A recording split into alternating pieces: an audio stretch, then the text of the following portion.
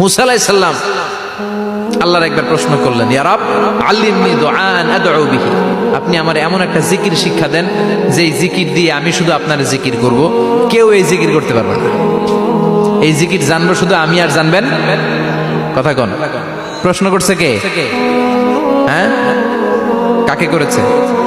আল্লাহ এমন একটা জিকির শিখান যেই জিকির কেউ জানে না, আমি জানবো, আর ওই জিকির দিয়ে প্রাণ ভরে আপনারে ডাকবো। আল্লাহ বললেন, মুসা পড়ো লা ইলাহা লা ইলাহা ইল্লাল্লাহু মুহাম্মাদুর রাসূলুল্লাহ।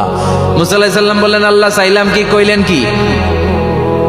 লা ইলাহা তো জাতীয় জিকির, এটা তো আন্তর্জাতিক জিকির, এটা জানে না এমন কেউ নাই, এমনকি হিন্দু ভাইরাও জানে কথা কন। আল্লাহ আমি তো চাইছিলাম এক্সক্লুসিভ, আমার জন্য স্পেশাল, এর চেয়ে সুন্দর আর কেউ জানবে না, এত সুন্দর একটা জিকির আপনি দিবেন, এটা আমি ডাকবো আপনারে আর আপনি শুনবেন। আল্লাহ বললেন, মুসা এর চেয়ে দামি আমার কাছে নাই।